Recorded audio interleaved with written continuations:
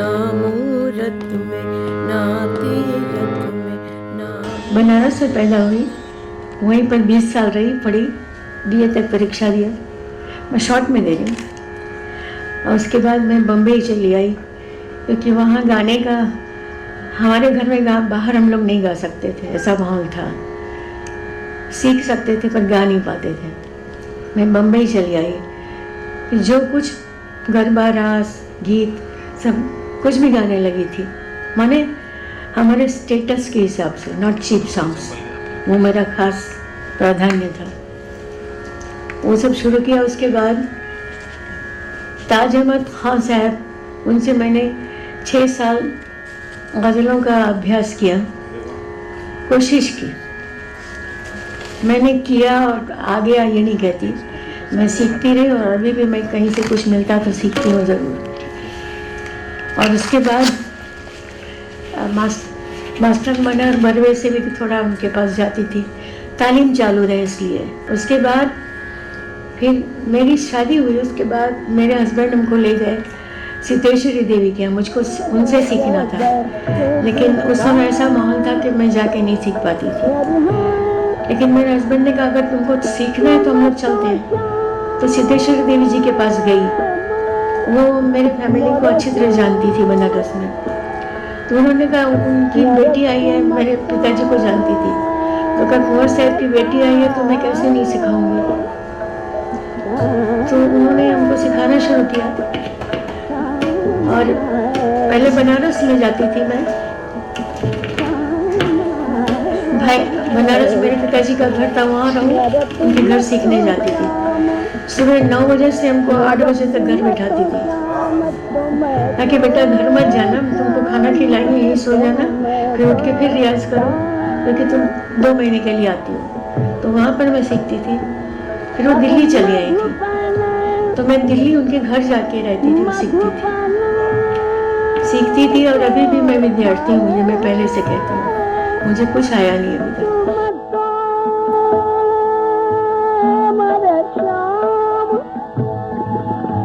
मधुबन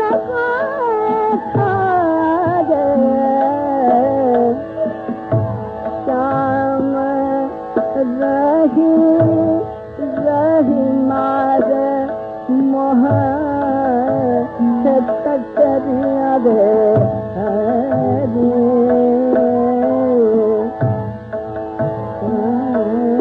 जब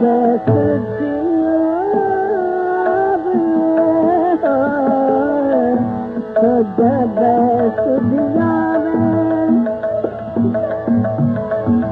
जब सुधियावे जब सुधियावे जब सुधियावे राम जब सुधियावे जब सुधियावे हाय जब सुधियावे राम जब सुधियावे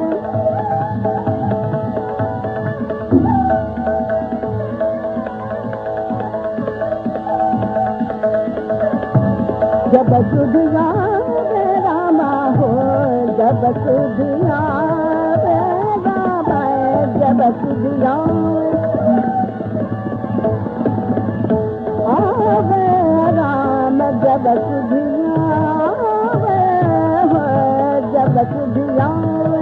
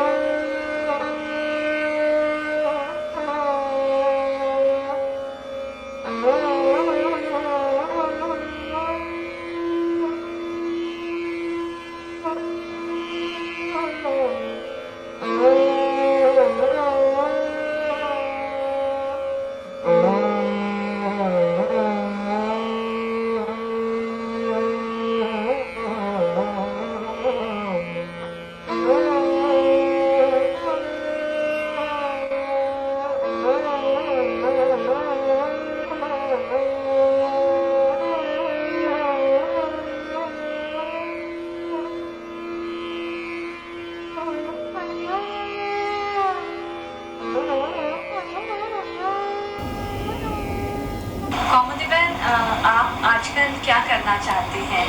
जैसे आपने संगीत के क्षेत्र में इतना काम किया है, तो आपकी हाल की प्रवृत्ति क्या है? हाल में जो मैंने लिया है अपने गुरुओं से लिया है, वो मैं देने की प्रवृत्ति कर रही हूँ। तो मैंने जो शिक्षण प्राप्त किया है वो मैं अपने साथ लेके तो कोई जाता नहीं, मैं अपने आप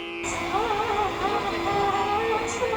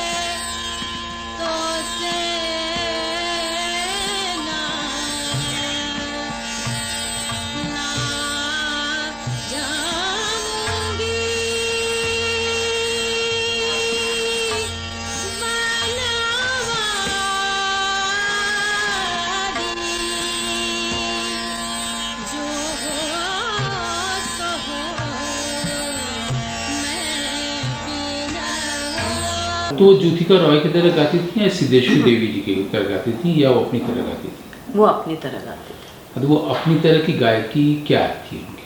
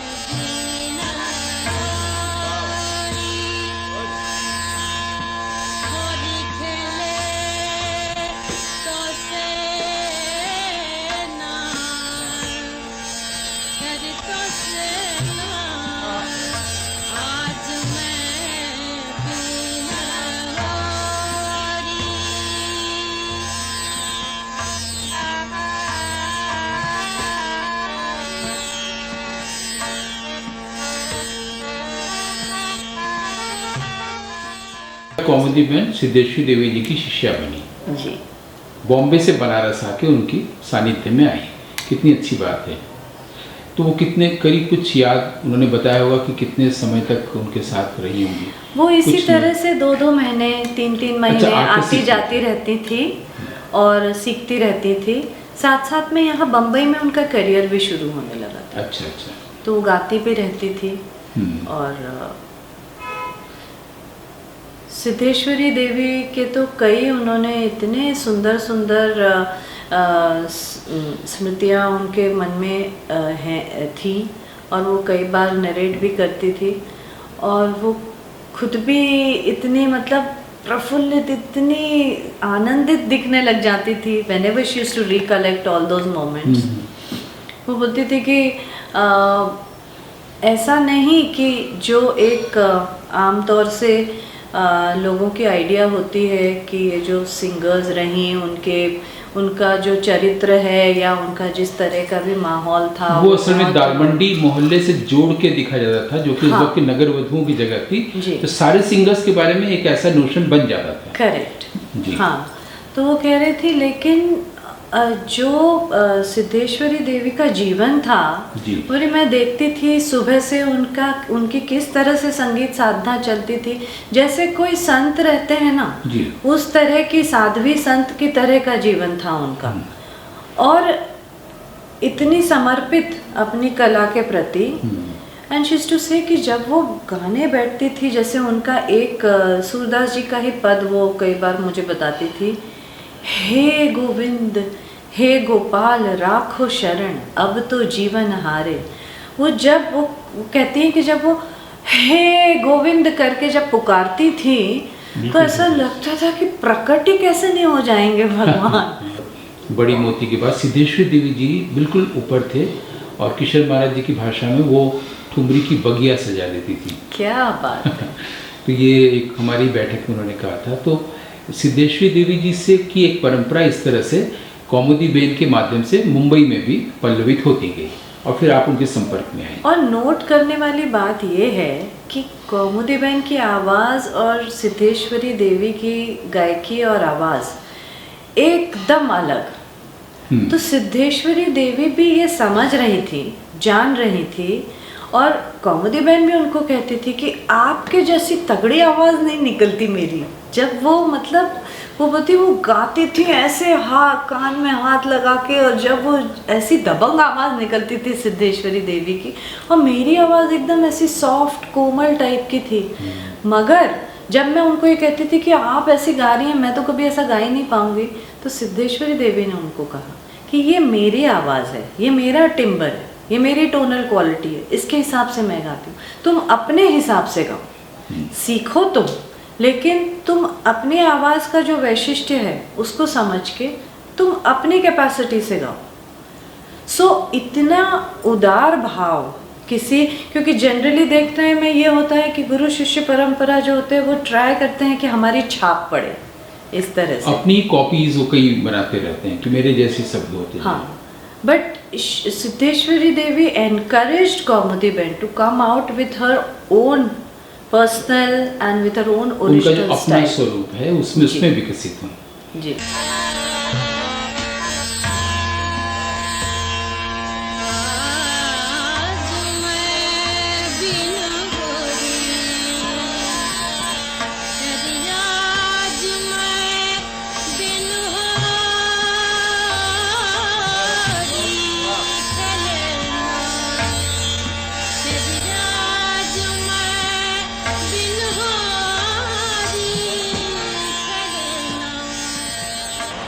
हाल में जो मैंने लिया है अपने गुरुओं से लिया है, वो मैं देने की प्रवृत्ति कर रही हूँ। तो मैंने जो शिक्षण प्राप्त किया है वो मैं अपने साथ लेके तो कोई जाता नहीं, तो मैं अपने आगे जो योग्य कलाकार बच्चे हैं उनको सिखाने की प्रवृत्ति खास यही कर रही हूँ।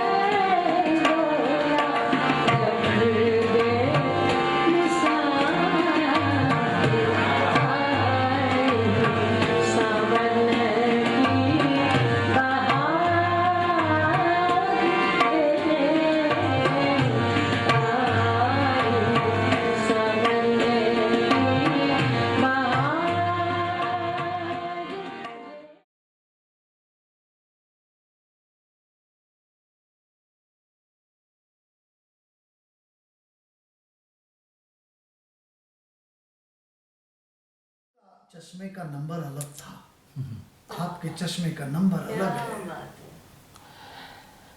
दादा, 2 शब्द अगर आप कौमुदी बहन के बारे में बोल दें। कौमुदी बहन वो इतनी प्यारी, आपको मालूम है मेरी 2 माँ हैं, एक मेरी मदर जो जीवित है, एक कौमुदी बहन जो जीवित नहीं है।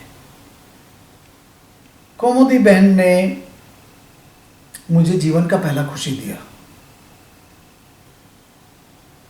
मुझे कुछ एहसास हुआ वो कौमुदी बहन की वजह से, और मैंने उनको माँ कहा वेस्टर्न आउटडोर स्टूडियो में, और मैं उनको हरदम याद रखूंगा।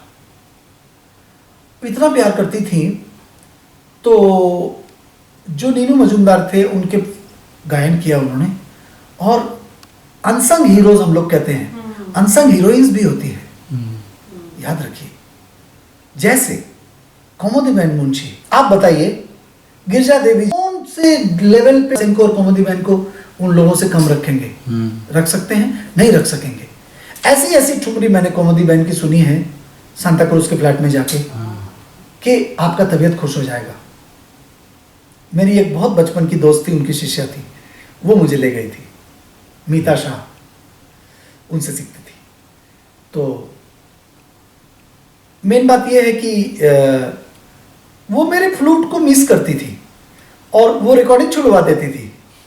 तो आरडी बर्मन के पास तो मैं परमानेंट था, तो मुझे पूछना पड़ता था मनोहरिदा से कि मेरा पीस नहीं है तो मैं क्या कौमुदी मुंशी के रिकॉर्डिंग में जा सकता हूँ? इतना मेरा रिलेशन था। और ठुमरी में जवाब नहीं, जी जी, क्या कहने, क्या कहन थी, और आवाज भी ऐसी थी कौमुदी आंटी की, मेरी माँ, तो वो आवाज में ही ठुमकना,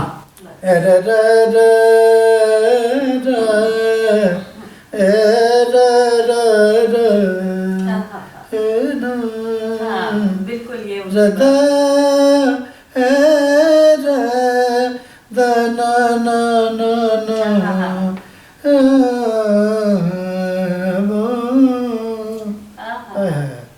तो ये कौमुदी बहन मुंशी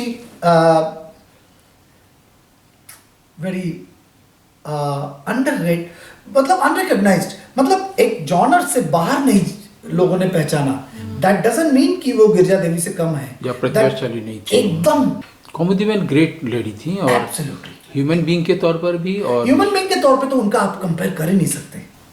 नीनू मजूमदार जी वो लोग हैं जो हरिप्रसाद चौरसिया जैसे एक महान कलाकार को बम्बई में स्थापित करने के लिए माने जाते हैं। नीनू मजूमदार रेडियो में थे। हम लोग जब मुंबई आए 1973 में बनारस से, तब नीनू मजूमदार की तूती बोलती थी। तो कौमुदी बहन के हस्बैंड, जी बिल्कुल, हाँ। तो कौमुदी बहन के लिए मेरी ये श्रद्धांजलि है कि मैं जब घर में जाता था तो एक हमारे मुंबई में विनायक वोरा थे, वो गुजरात में हम कहते हैं कि गुजरात नु गौरव, गुजराती में એવું કહેવાય, तो वो तारशनाई बहुत अच्छा बजाते थे, दुल्लू भाई सराज। तो वो मुझे सांता क्रूज से नीनू भाई मजूमदार के घर ले जाते थे। तो वो गाती थी ए फ्लैट ए में, नीचे स्वर में गाती थी। तो मैं ए फ्लैट ए का फ्लूट ले जाता था, और ठुमरी जब शुरू करती थी तो आंख में आंसू, बिल्कुल आंख में आंसू। कैसे स्वर लगते थे गौतम भाई, कैसे स्वर।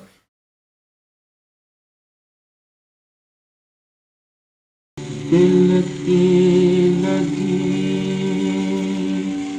गेन नहीं,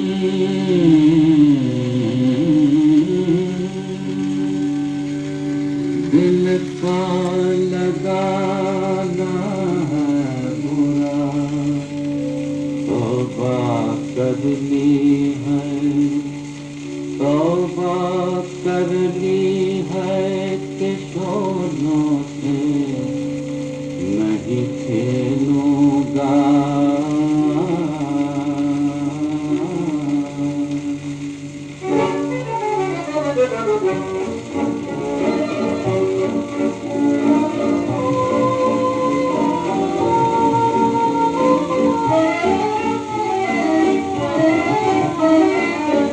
मैं दिल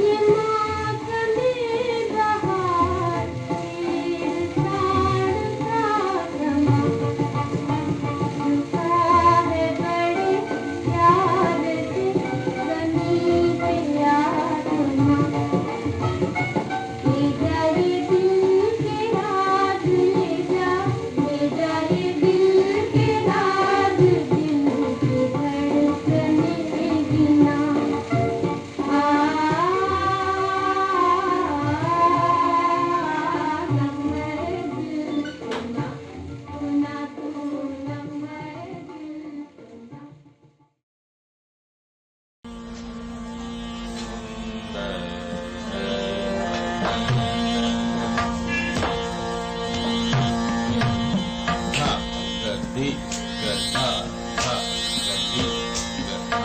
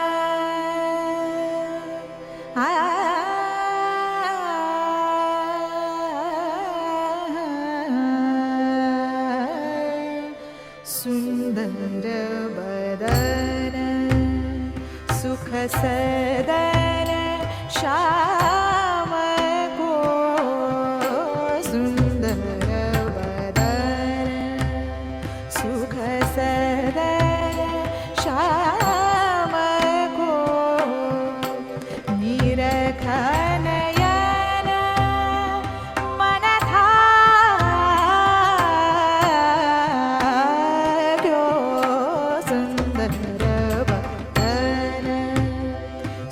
सदन श्याम को सुंदर बदन सुख सदन श्याम को होठाड़ी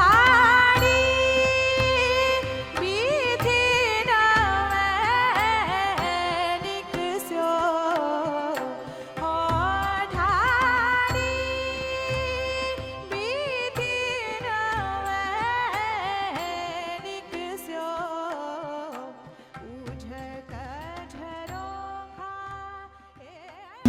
सुंदर बदन सुख सदन श्याम को सुंदर बदन सुख सदन श्याम को निरखन मन था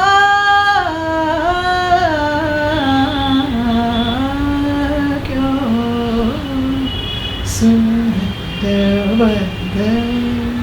वो जो लास्ट में सुर लगा है ना, बस वो मेरे भीतर हृदय में तब से लगा हुआ है, तब से मैं प्रशंसक हूँ और अमर। ये उन्हीं की बनाई कॉम्पोजिशन है। ये कॉम्पोजिशंस बना जो म्यूजिशियन सूरदास जी का भजन है। सूरदास जी का भजन है। तो ये जो एक म्यूजिशियन के पास ये ट्यून आता है या धुन आता है, ये कहाँ से आता है? वो जाने क्योंकि नहीं, नीनू भाई की चीज़ तो नीनू भाई जाने, किसी भी संगीतकार के व्यक्ति, ये हम इन जनरल वर्ड्स में पूछ रहा हूँ, बीथोवेन को लेकर या चॉपिन को लेकर, आता कहाँ से है?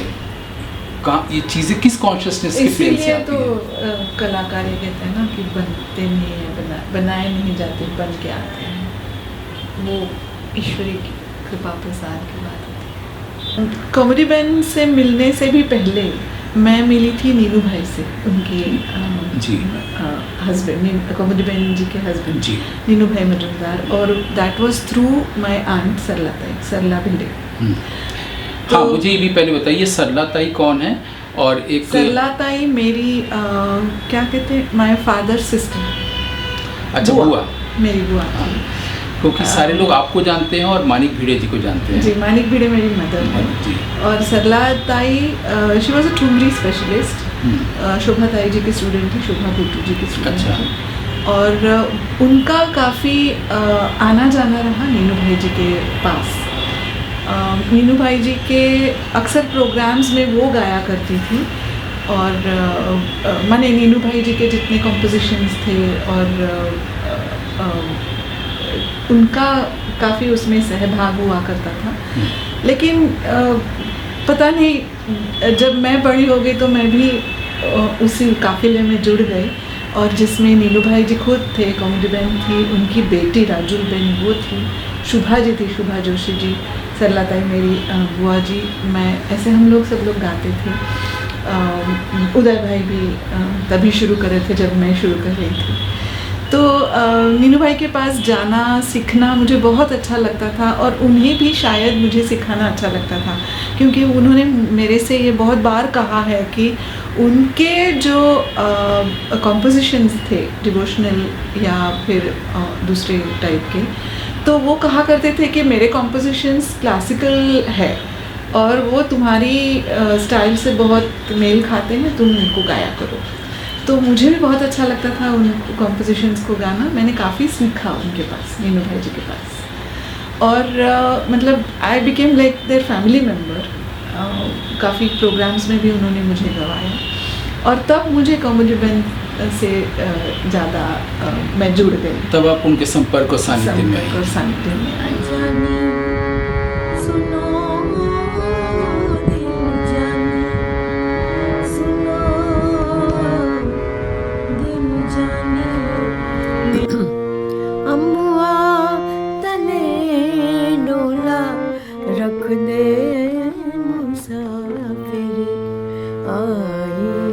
सावन की बहार रे,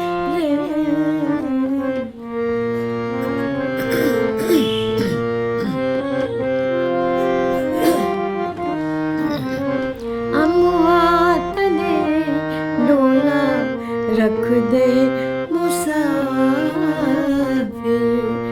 आई आई सावन की बहार रे, अम्बुआ तले डोला रख दे मुसाफिर, आई सावन की बहार रे।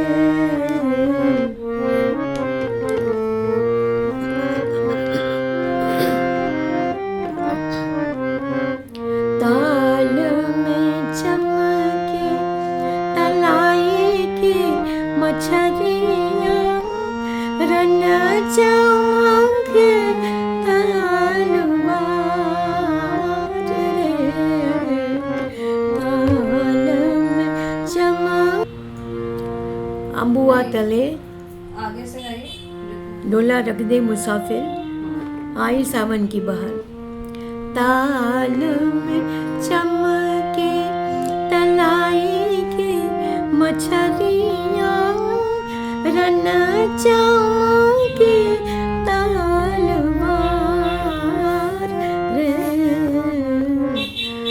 सभा में चमके मोरे सैया की पगरिया, सभा में चमके मोरे सैया की पगरिया, से जिया पे बिंदिया हमार रे, अम्बुआ तले डोला रख दे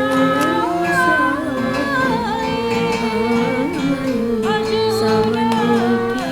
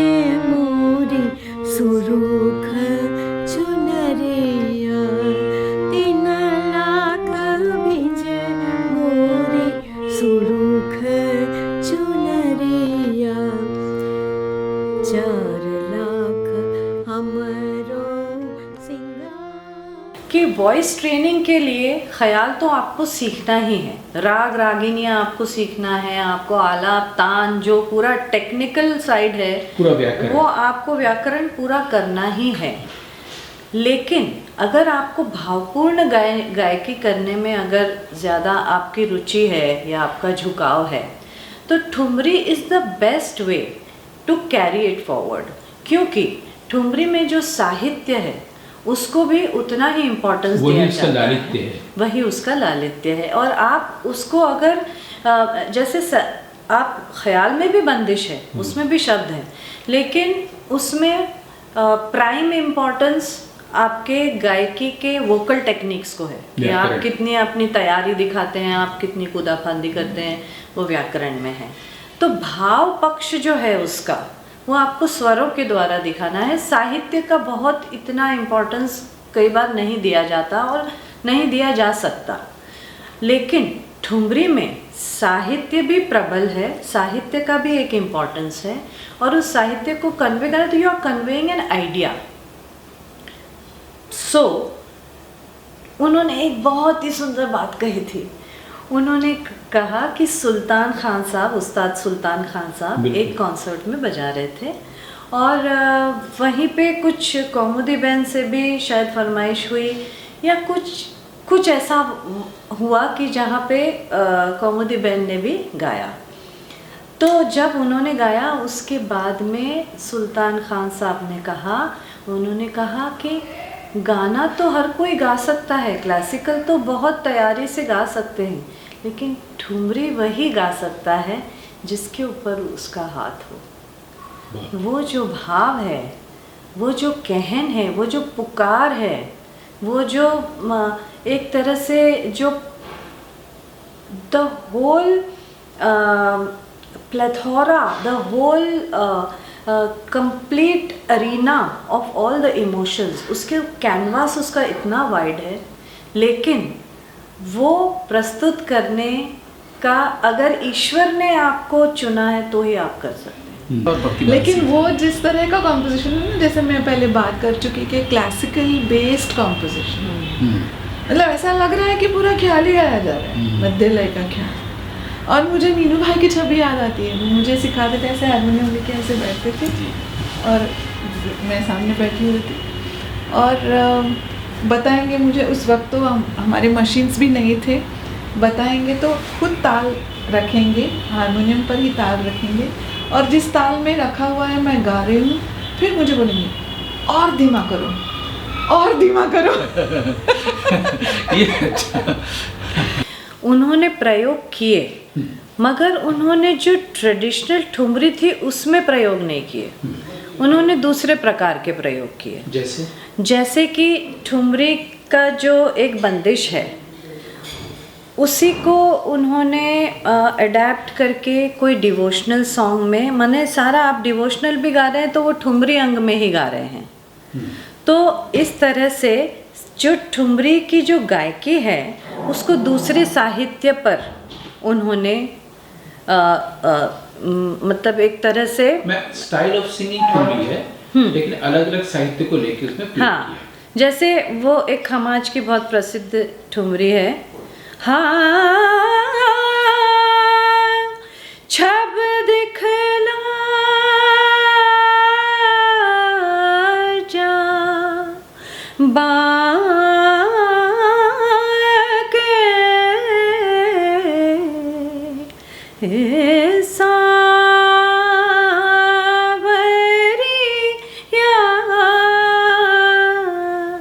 ध्यान लगो मोहे तोरा तोरा रे। अब सूरदास जी का एक पद है, नाथ मेरो कहा बिगड़ेगो जाएगी लाज तिहारी। ये द्रौपदी कह रही है कृष्ण को। तो इस तरह से एक मैंने कई जगह पे उनके इस तरह का देखा। वो कंपोज भी करती थी। कंपोज भी करती थी और बच्चों के लिए उन्होंने बहुत कंपोज किया। आएगा। तो ये जो फर्क है, क्योंकि बोलते हैं पूरब अंग की ठुमरी, हाँ। तो वो आप जयपुर घराने में शायद पल्लवित हुई हैं। तो ये कौमुदी बहन के सानिध्य में आने के बाद उसका रिफ्लेक्शन आपके गाने में भी आया? ये ना मेरा मानना है कि ये क्लैश नहीं करता है।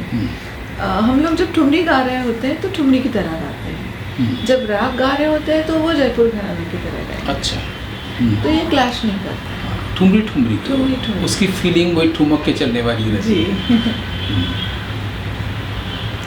और उन्होंने मुझे काफ़ी जगह बताया भी कि क्या कैसे कौन सा अक्षर लंबा करना चाहिए, ईकार ठीक करो। मुझे उनके वर्ड्स भी याद है। हम लोग कभी ई पे रुकेंगे नहीं ख्याल गाते हुए। हाँ, अब वो मुझे अभी तक याद है, खोलाना बजरी के वरिया, मुझे बता रहे कि, और मुझे वो री लंबा नहीं हो रहा था मेरे से, क्योंकि क्लासिकल में हम ईकार कभी लंबा नहीं करेंगे। तो मुझसे करवा के लिया था उन्होंने, ये बोला था कि नहीं तुम्हारा ईकार ठीक करो। कौमुदी बहन ने करवाया था बहन की। इट वाज वेरी, जिसको जुवेनाइल आवाज कहते हैं ना, एकदम छोटे बच्चे की आवाज थी एकदम। और अभी तक until the age of 92 she had that voice. Same voice. She pick up the phone, you think कि कोई कोई ये बच्ची मुझे अभी पता चला कि कोविड में पिछले साल गुजरी। पिछले साल गुजरी, क्योंकि मिल 93। सकते थे। वो तो 100 साल जिद्दी थी। हाँ एकदम, she was up She and was about. robust just to cook food at the age of 90. और बाहर घूमते थे, Spirit. चक्कर लगाते थे उनके घर के बाहर देखिए, वो ऐसा जगह है जहाँ पर कोई भी जाए, भाजी खरीदे, दुकान में जाए, बैंक में, ऐसा परिवेश है वहाँ का। हाँ। और अभी तो आप जहाँ गए वो तो उनका नया अभी रीडेवलप हुआ घर। अच्छा। पहले वाला जो था वो तो इससे भी ज्यादा घरेलू था। बहुत अच्छा, वो कहाँ पर था? ग्राउंड फ्लोर पे रहते थे। हाँ। अभी कहाँ है?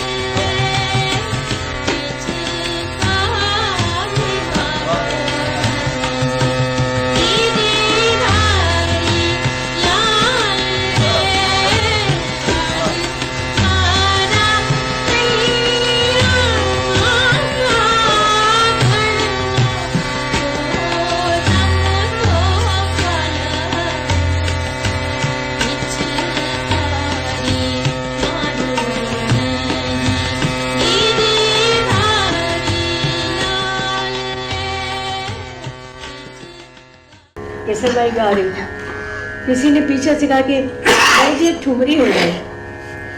तो उन्होंने क्या कहा, उसको कहा बेटा इधर आओ, इधर आया तो करके इनको देखा, ये बैठी जो है कौन है, तो उसने कहा सिद्धेश्वरी देवी।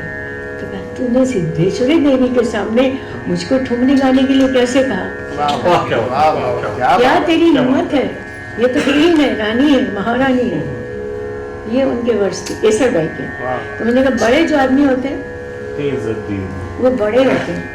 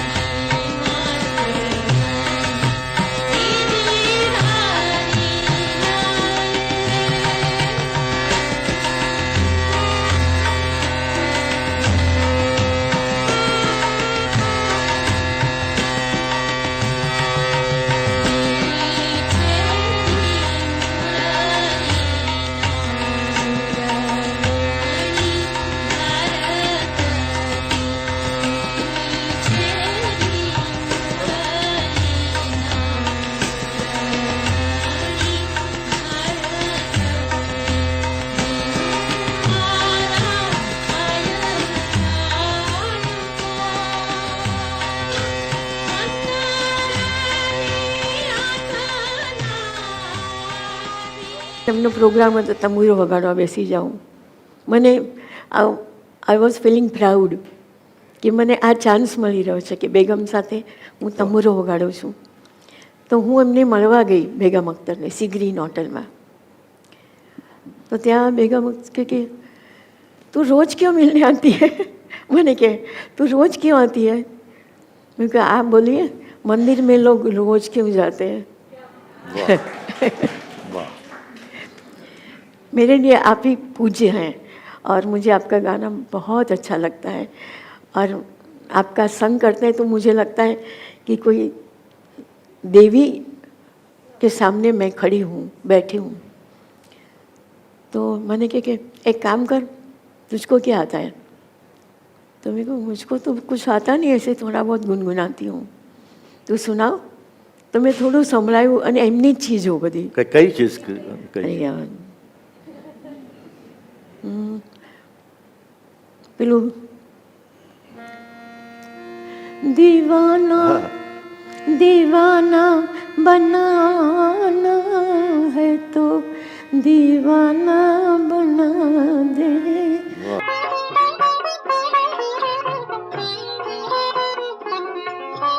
ચોરાસી રંગનો સાથી ઓર માળો ગરબે રમવાને ગોરે નિસરારે લો રાધિકા રંગીલી અભિરામ ગજવાસિની રલો તારે દેતા વાગે ઝાંઝર ઝુમકાર લોલ.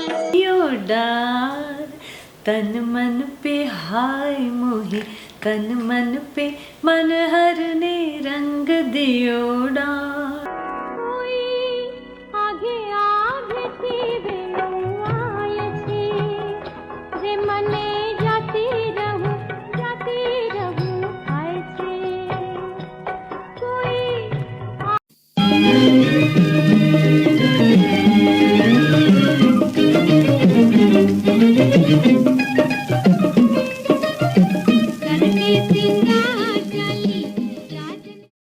लालन एक चतुराई के ने लालन एक चतुराई के ने गेंद उछारी गगन मिसता क्यों गेंद उछारी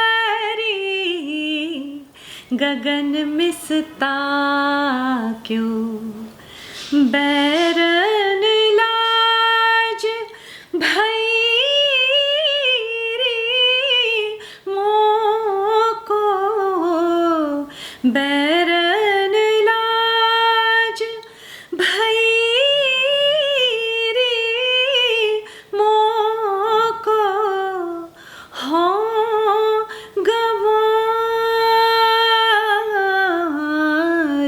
मुख ढांक्यो सुंदर वदन सुख सदन श्याम को निरखी नयन मन था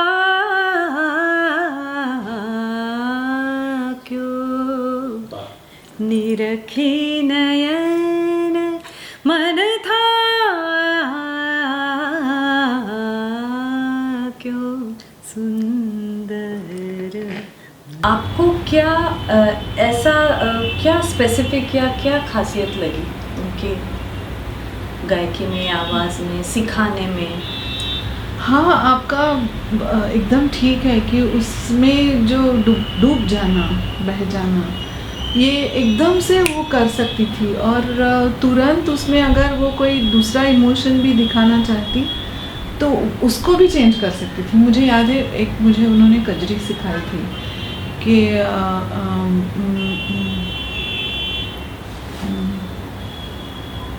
राम प्रसाद बिहासीकर मोहन ने लीनो कंठ लगाया है ना. हाँ.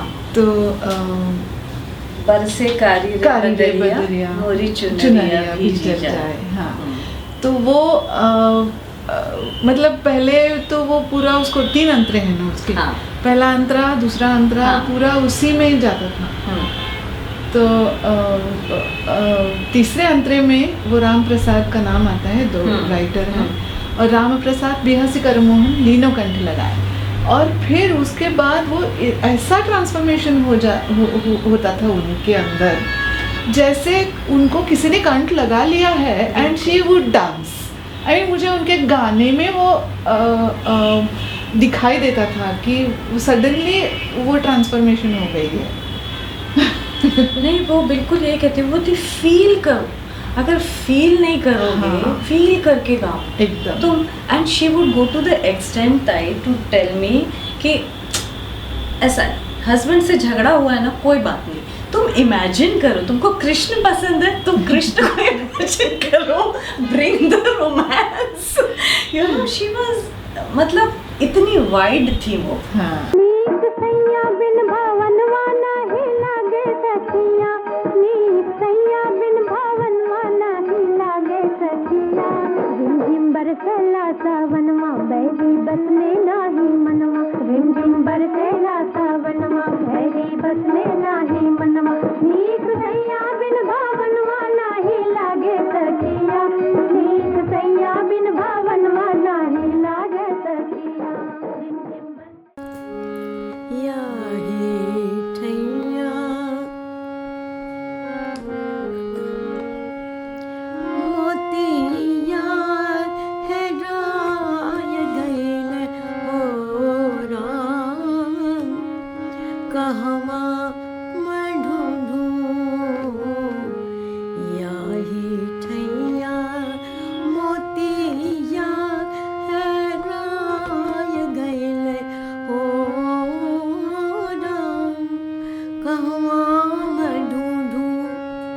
कोठवा पे ढूंढली, अटरिया पे ढूंढली, कोठवा पे ढूंढली, अटरिया पे ढूंढली।